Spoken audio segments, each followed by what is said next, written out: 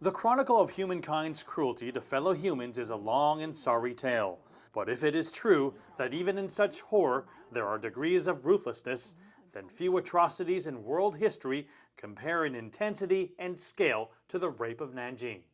These are the writings of the late author Iris Chang, who shined a spotlight on a dark period of Chinese history when Japanese troops slaughtered hundreds of thousands of Chinese and raped tens of thousands of women in just 6 weeks.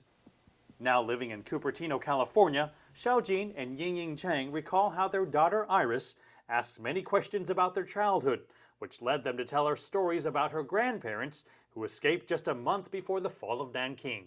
As a child growing up in Champaign-Urbana, Illinois, Iris grew curious. Iris during the time actually went to the library and looking for the rape of Nanking's stories in the book. Turns out she couldn't find any book which mentioned the rape of Nanking in the city library. But while the West placed little emphasis on the Nanking Massacre, ironically, Iris would one day bring to light the diaries of Westerners like American missionary Minnie Vautrin and German businessman John Rabe, two foreigners who stayed behind in Nanking and witnessed the carnage, but also managed to save tens of thousands of Chinese people. They choose, you have to remember, choose to stay and try to help Chinese people. So this kind of courageous story. Humanizing a book filled with detailed descriptions of atrocities helped The Rape of Nanking become a New York Times bestseller and earn accolades from the Bookman Review Syndicate as one of the best books of 1997. I think this book made a tremendous impact at the time. It's because I think it renew people's memory. The most important revelation of the big scope of the massacre, the war crime committed that was just too shocking to the Western people.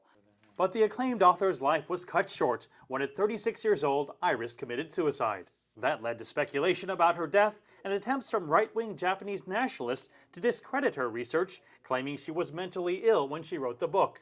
After years of grieving, Yingying found the courage to write a memoir, The Woman Who Could Not Forget. The book details how it was years after Iris wrote The Rape of Nanking that she became ill from stress and exhaustion, leading to adverse reactions to prescribed psychiatric drugs. Iris is really unique. She was kind of so passionate about this part of history. I really hope someone can pick up to fighting the justice and the truth. This November will mark 10 years since Iris's death.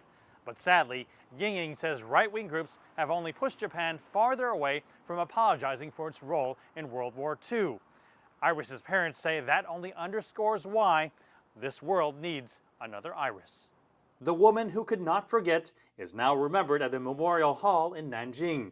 While Iris is the name of a flower, it's also the name of a Greek goddess, one responsible for taking messages from the heavens and sharing it with humanity. Mark New, CCTV, Cupertino, California.